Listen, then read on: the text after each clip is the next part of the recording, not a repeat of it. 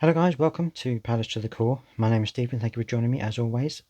And today is a match report because we had a little old game against Aston Villa over the weekend, and I just thought that I would give my two pence worth on how it went and things like that. So I'm going to be giving away goals and other spoilers, so if you haven't seen the game, please go and take a look at it. If you have Palace TV Plus, I think you can watch the entire game now. They usually have the whole 90 minutes on there after the game plays, plus the 5 or 6 minutes extra time. Very important to keep watching for those 5 or 6 minutes. I'll tell you why in just a bit. But let's get on to the game. It was a blustery day, a very blustery day. Sounds like Winnie the Pooh, doesn't it? It was a very blustery day at Selhurst Park, and it was one of those games where before it started, I was thinking to myself, I'm not sure about playing Aston Villa at this particular time. You know, they've had their issues, but Steven Gerrard has come in, and obviously you have that new manager period, the honeymoon period, when they come in and every player wants to play their best to stay in the team, and it just gives them a boost, doesn't it? And I thought to myself, you know, we could easily have a situation here for playing a team that's the players are playing for their future at the club and things like this. Steven Gerrard, I know people have said, are questioning his ability because obviously he managed Rangers in Scotland, but I think he's a good manager. I think he's got some good talent there, and given the right situation, the right team, right players, I think he could do it in the Premier League as well. So we'll have to wait and see. But anyway, on to the team. So for us, it was Gaeta, Joel Ward, Mitchell, Tompkins, and Gehi at the back because Anderson was out with what they said was I think it was a hamstring injury, and Patrick Vieira wasn't going to be drawn on how serious that was. It looks now as though it's not that serious. It's just a minor problem, which is good because he was certainly missed at the game against Aston Villa. And then in the middle, you had Milivojevic, Alese, Gallagher, Milivojevic, Kayute, and Gallagher in the middle, and they, it was one of those midfields that you think, well, I think Vieira thinks there's going to be a threat coming through the middle. They're going to be trying to pass it past us. We need some strong players in the middle. And up front, you had Zaha Benteke and Alesi.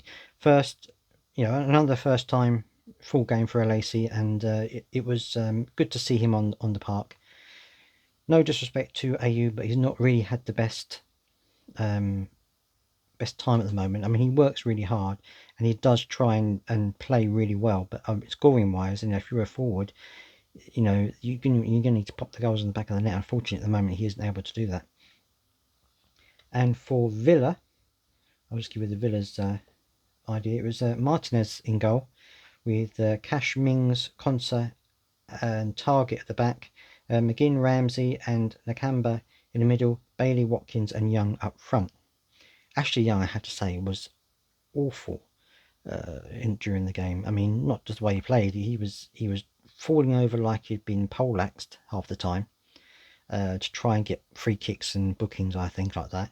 He just really was unprofessional, I think, during the whole game. And there was one incident which I'll talk about later, which he was involved in, shouldn't have been involved in, and it was just horrendous to see such a player who's supposed to be a professional footballer acting in that way. But anyway, we'll carry on. Okay, so the game was a little bit easy, a little bit to and froing. Up front, we were trying to do what we normally do, and that is, push the ball forward, play from the back, move the ball forward, get it through, and get it onto the wingers and things like that. That's what we were trying to do in the first half. But I don't know whether it was the conditions or whether it was because we missed, we missed Mr. Anderson. I think it was his name. We missed Anderson and also Jimmy Mack in the middle. I don't know whether it was because of that. I think it was because of those two that were missing. They are two fundamentally important players in our team now. Well, Jimmy Mack always has been. He's always been an unsung hero for me in the team. And this season he just seems to have gone up an extra gear, which is fantastic considering the guy's age and how long he's been playing. And but he's going to be out for 6 weeks with an injury, which is going to be difficult for us. I think we're going to have a hard time to deal with that. But we weren't really, even from the first half, it seemed to be very bitty. We were trying to do what we normally do, but it just wasn't coming off for us, and we were getting caught in possession, and sometimes possession was being given away, and it just seemed a bit disjointed. We did try and get a few goals, try and get a few shots on goal, tried to get forward as best we could, but Aston Villa seemed to have the measure of us. I think Steven Gerrard, and he's got a good team there. I think they've done the homework on us, which is what I thought would happen, is that eventually a team's going to say, why are they so good? What are they doing that's causing problems for other teams? And I think they've done that. I think they've looked at Palace and thought, right, okay, they're weak when it comes to set pieces. We can exploit that. And, without Jimmy Mack in the middle, we can exploit them there as well. And they did. And I think that was part of it as well. I don't think that we had the best game. I don't think we played the best we could possibly do. And, in the first half, it just didn't seem to be working very well at all, which was highlighted by the fact that on 15 minutes, Target was able to go in and get the first goal for Villa. It was. I don't think it was. I don't think it was against the run of play. I think Villa had a good possession at that point, and they were playing well, and I think it was probably going to happen. We were looking a bit shaky at the back in particular. And I don't think it was anyone's particular fault. I mean, Tompkins had come in for Anderson, but I think he's not going to be match fit yet. He hasn't played many games, and sometimes he looked a bit short of pace, a bit lost. And I think he's just trying to get used to the new way that they're playing at the back, and just trying to get back his fitness and things like that. And it's very difficult if you just slot in like that. I'm sure he wasn't given much notice, because it looked like Anderson was a last minute problem. So I'm sure he wasn't given a lot of notice to prepare for it. So we just looked very shaky at the back, and that was a bit of an issue I think that we had. Everyone, I think, tried to play as well as they could, but it just didn't seem to work out for us at all. So yeah, on 15 minutes we went a goal down, and although we did try to get back into the game after that, and it's something that we've done many times, is we've come back into games and then put ourselves on the front foot after we've conceded a goal. Didn't quite happen in the first half. We were a little bit sloppy, especially in the midfield areas, and the balls that we were trying to do weren't coming off, and Villa were having quite a decent spells of possession at times, and that's how the first half finished, with us being 1-0 down. And I don't think there were any changes in the second half, in the first half. At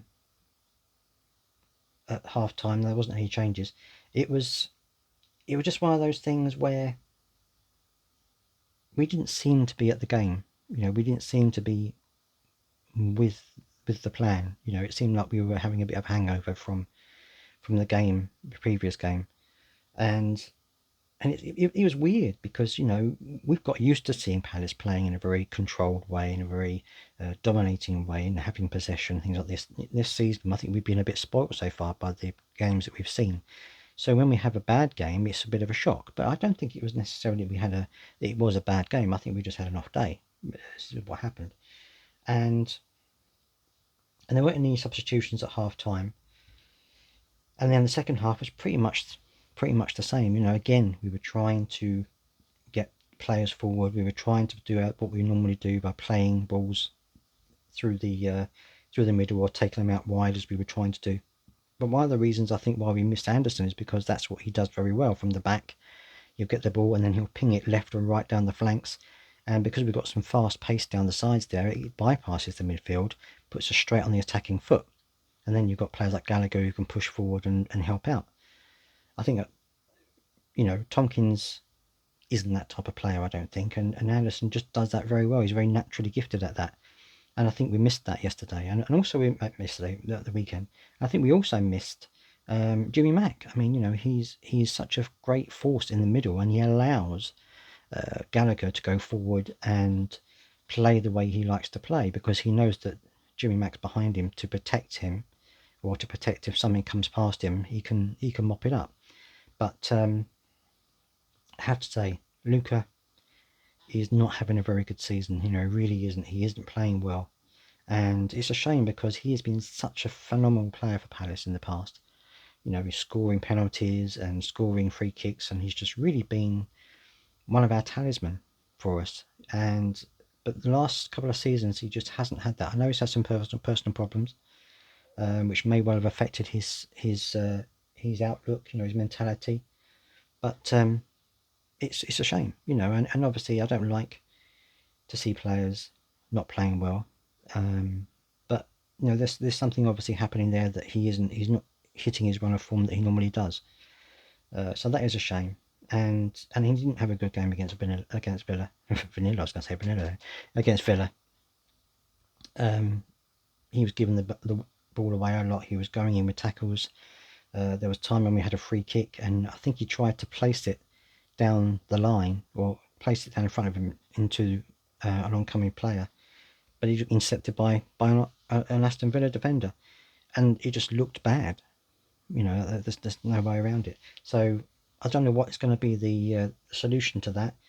Hughes was on the bench, but he wasn't played again against Villa, which I know is concerning a few people, because they're thinking, well, if he is available and if Jimmy Mack isn't playing and he's supposed to be a player that's similar to Jimmy Mack, why isn't he in there?